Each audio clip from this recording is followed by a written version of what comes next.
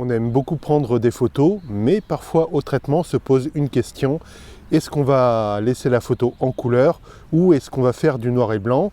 Est-ce qu'il y a des critères de décision, aussi bien artistiques que techniques? Bref, est-ce qu'on doit faire de la couleur ou du noir et blanc en fonction de telle ou telle photo? C'est ce qu'on va voir aujourd'hui. Bonjour, je suis Julien, vous êtes sur Traitement Noir et Blanc, une chaîne dédiée à la photo. Parfois il y a, comme aujourd'hui, des vidéos de réflexion sur la pratique photo, mais aussi la découverte de la région où j'habite, à savoir le Vexin. Pour découvrir tout ça et pour ne rien rater des prochaines publications, n'hésitez pas à vous abonner. Le sujet a été battu, redébattu, redébattu sur Internet ou ailleurs, même dans la littérature photo. En gros, est-ce qu'il y a quelque chose qui déterminerait si une photo doit être du noir et blanc ou de la couleur? Aujourd'hui, bon, je vais faire part d'éléments, je pense, assez objectifs, mais aussi d'éléments parfaitement subjectifs. Du coup, n'hésitez pas dans les commentaires, vous, à donner votre propre approche de la photo à ce niveau-là. Et écoutez, on va commencer avec tout d'abord le critère artistique et on verra après le critère technique. Pourquoi faire du noir et blanc d'un point de vue artistique plutôt que de la couleur ou de la couleur plutôt que du noir et blanc? On va commencer par le critère peut-être le plus subjectif. En fait, l'intérêt que je trouve personnellement au noir et blanc, et je sais que quand je fais des prestations de photos, je suis vraiment spécialisé sur le noir et blanc. Alors, il y a certaines photos en couleur, mais grosso modo, les 2/3, voire 70 ou 75%, donc les 3/4, sont en noir et blanc. En fait, c'est pour une raison, c'est que la couleur peut très rapidement être datée. Bien entendu, on peut se dire qu'on peut traiter en couleur de manière, avec tous les guillemets qui s'imposent, objectif, sauf que l'objectivité en fait n'existe que dans notre œil, donc c'est une autre relativité. Ce que je veux dire, c'est qu'il a été avéré même que la perception des couleurs est différente selon telle ou telle personne. Alors bien entendu, grosso modo du vert, grosso modo du bleu, grosso modo du rouge, on voit ce que c'est. Simplement, il y a quand même des différences de perception par rapport à telle ou telle personne. Et j'évoque même pas les personnes qui sont daltoniennes, mais là c'est encore un autre sujet. Il y a aussi un fait, c'est que certaines couleurs marquent une époque. Par exemple, avec des photos très très contrastées, mais avec une vibrance très basse, tout de suite ça fait un teint un peu laiteux, un peu vintage sur certaines photos, et c'est apprécié, mais ça cadre vraiment ça cadre vraiment le rendu d'une photo et ça l'ancre dans une époque. Vous avez aussi des teints un peu plus flashy et voire des saturations un petit peu poussées, excessives. Ça fait très, alors ce qui heureusement se fait un peu de moins en moins, mais qu'on voyait jusqu'à il y a de ça encore quelques temps sur Instagram, des choses très flashy. Vous avez aussi le fait de laisser la photo en couleur, et là, mais d'exploser complètement les hautes lumières, des techniques comme le high key, tout ça là, qui font un rendu très moderne, mais alors qui paraissent modernes aujourd'hui, mais qu'est-ce que ça va donner dans quelques années, quoi. C'est un peu comme vous devez voir ce dont je parle, l'art déco des années 70, avec toute cette architecture d'intérieur avec ces vieux papiers peints géométriques. En fait, c'est souvent comme ça que des personnes pensaient avoir un coup d'avance en termes de décoration et en termes de couleurs, et c'est toutes ces formes un peu géométriques, c'est comme ça en fait que les personnes voyaient le futur et voyaient l'an 2000 en fait. Prenez l'exemple notamment il y a un film qui montre ça très bien, c'est, j'allais dire 2001 Odyssée de l'espace, mais c'est pas ça, c'est Orange Mécanique et toute l'esthétique qui va avec de Stanley Kubrick. C'est vraiment une esthétique kitsch qui est très datée d'une époque. Du coup, on en revient à nos moutons, sur le noir et blanc. Personnellement, le noir et blanc a un côté intemporel. Et c'est là où je dis que c'est très subjectif, parce que certains pourraient dire que non, c'est certains types de couleurs qui sont intemporelles, mais à titre personnel, je considère vraiment que la couleur dénote une époque, le type de couleur, le type de traitement. En revanche, le noir et blanc, et attention, il y a plusieurs manières de traiter le noir et blanc, on peut le contraster, ne pas le contraster, etc. Mais le noir et blanc est un peu plus intemporel. Du coup, à titre personnel, quand je fais des prestations photos, c'est vrai que j'ai tendance à rendre beaucoup de noir et blanc parce que c'est des photos en fait qui je trouve, ne vont pas vieillir. Certains pourront dire, oui, mais en fait, le noir et blanc, ça, si, c'est daté parce que c'est les photos comme on en faisait avant. Bah, en fait, c'est pas gagné, hein. Enfin, c'est pas gagné de dire ça. Notamment, alors c'est vrai qu'il est surtout connu pour ses photos de ville en noir et blanc, mais Robert Doisneau a eu aussi une période couleur.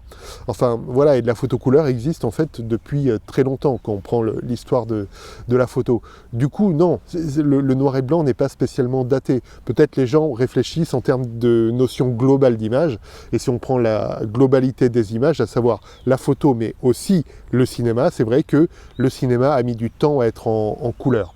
Il y a une bascule qui s'est faite là dans les années 40-50, notamment avec un film russe, Ivan le Terrible, dont la dernière partie a à la fin le dernier banquet avec Ivan le Terrible et tout ça, qui est en couleur.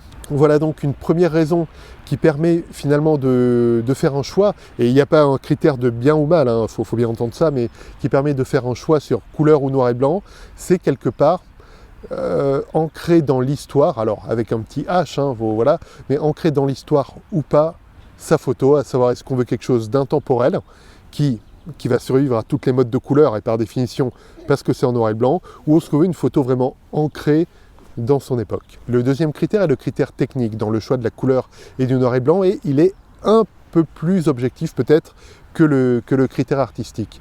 C'est notamment, est-ce qu'il y a beaucoup d'éléments sur la photo ou pas.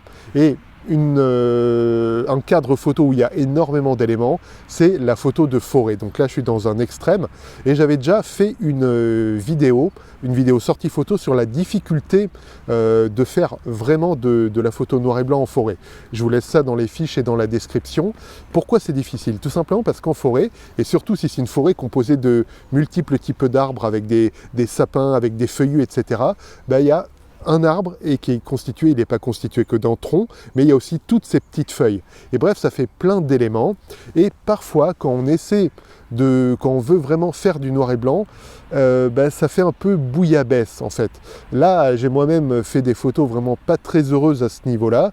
Notamment, je vous en mets une là qui s'affiche. Voilà, c'est une photo en fait, ça qui n'avait rien, je pense, à faire en noir et blanc. Alors pourquoi je l'ai faite en noir et blanc, j'en sais rien. Peut-être que j'étais dans une phase, ou on va dire une mauvaise phase. Mais à ce niveau-là, le noir et blanc n'est, je trouve, pas terrible quand il y a plusieurs éléments comme ça. Alors évidemment, on peut quand même s'en sortir parfois, et c'est ce que j'explique dans la vidéo sortie photo dont je parlais sur la forêt en noir et blanc. On peut s'en sortir en localisant un sujet. Notamment lors de cette vidéo sortie photo, j'avais localisé un restant de cabane construit sans doute peut-être par un camp d'enfants ou des scouts ou je sais pas quoi. Donc ça donne, parmi un sujet multiple avec plein de petites feuilles, etc., un sujet centré en fait. Donc un critère en fait qui est relativement objectif quand même pour voir si on passe en couleur ou en noir et blanc. En gros, c'est la texture. Est-ce que la texture est composée de plein de feuilles comme ça, tout un peu de la même couleur, qui en noir et blanc vont faire une sorte de bouillabaisse grisâtre un peu indigeste.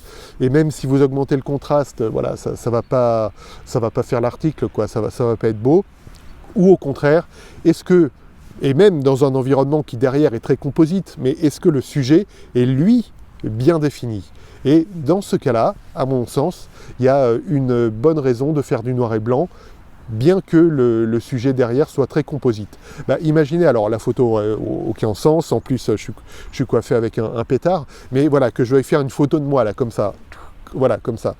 Bon, derrière moi, c'est très composite. Alors là, il se trouve qu'on est en hiver, donc les feuilles sont tombées. Mais elles sont quand même là, elles sont par terre. Et ça fait plein de petites feuilles comme ça. Donc, en noir et blanc, en fait, si je me retirais et que je prenais la photo comme ça, alors déjà, il n'y aurait pas grand intérêt à la composition. Mais c'est pas le débat. Mais surtout, ça donnerait une sorte vraiment de bouillabaisse assez immonde.